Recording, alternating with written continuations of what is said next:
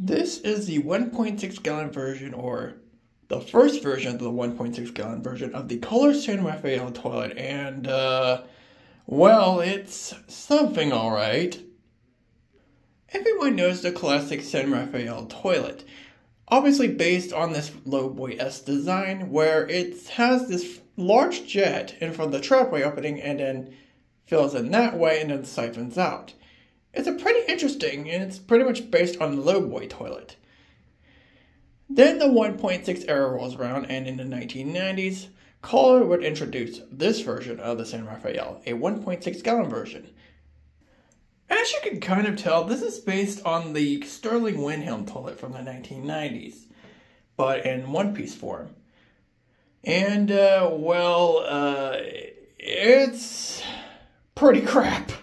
But let's take a look at this interesting toilet.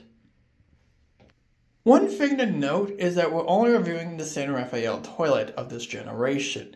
We're not talking about the Rialto or the Rosario. Now, the San Raphael is only an elongated toilet. The Rialto is round, and the Rosario has a different tank.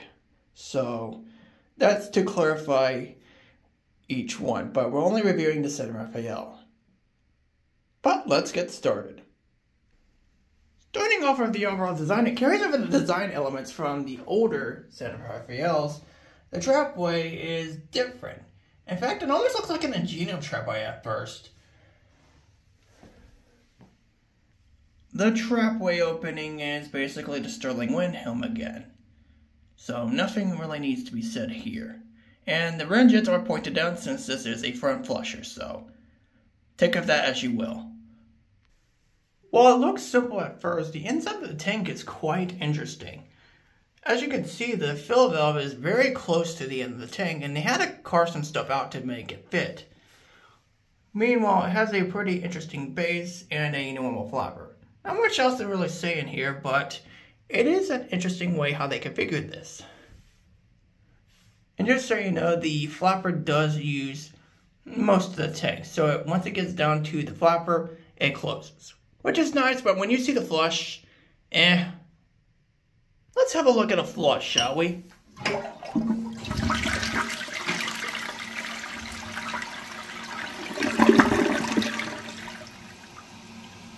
I never thought it would be possible to make a front flusher flush even worse and slower, but this toilet just achieved that. So let's talk about the issues, and there's a lot. And most of this has to be around the fact that this is a front flusher. So, typical front flusher problems. One, the flush. It's just unoriginal. We've seen it 1,000 times, but yet they managed to make the flush worse. And you also saw the siphon and pulling factor also is pretty crap too. It's very short and doesn't last for a long time. And combined with the slow flush, that definitely doesn't help things out. Another issue is performance. It is not good, and it's because of the trapway opening of all things. Since the flush is also so slow too, it also doesn't help out the effect. I have heard that the Rialto version of this is much worse though, so it could be a lot worse, but the performance, not very good. This next one should be very surprising. Verisons.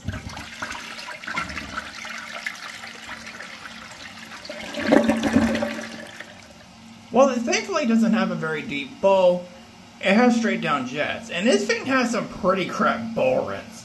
Especially the front, which is absolutely pathetic. The rims on this is unsurprisingly crap, but in ways you probably wouldn't expect, especially considering that the back rim isn't as deep as others. And that is the Sterling style 1.6 gallon Kohler San Raphael toilet. A very rare toilet for obvious reasons. There's a lot of crap qualities that are brought over from the Sterling Windham into this toilet, but made worse. There's probably a very good reason why this toilet is rare, and if you ever come across one, good luck, because it's definitely something. But let's grade this toilet.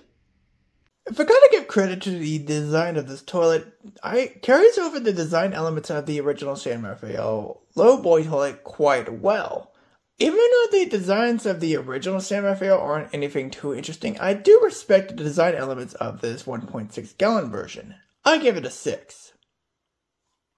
I never realized how stripped down the tank parts were, but you know what? That's fine. The less tank parts, the better.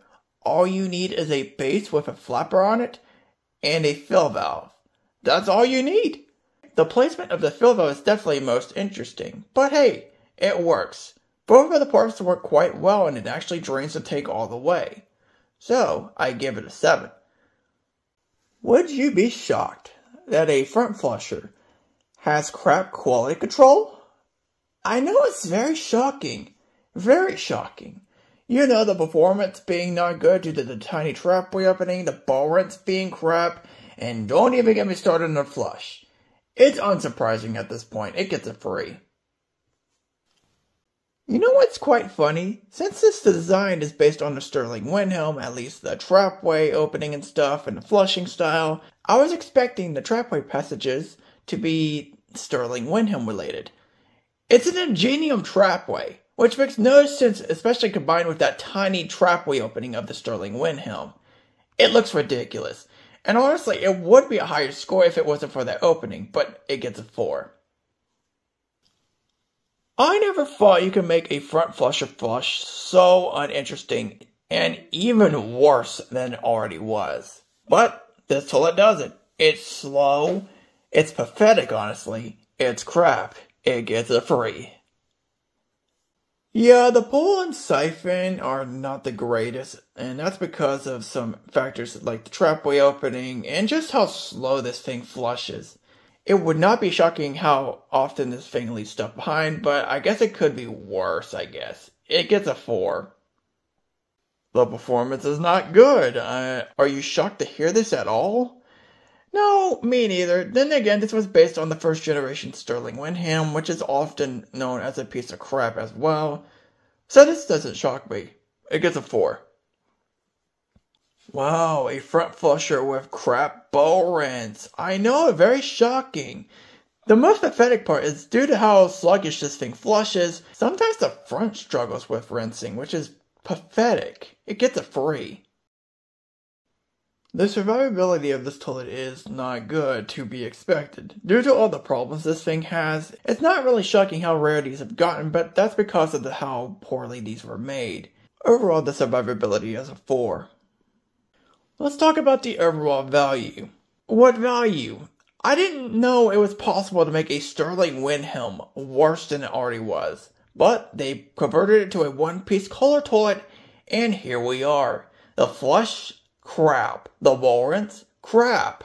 The quality control? Crap. The pulling factor? Not good. The performance? Not good.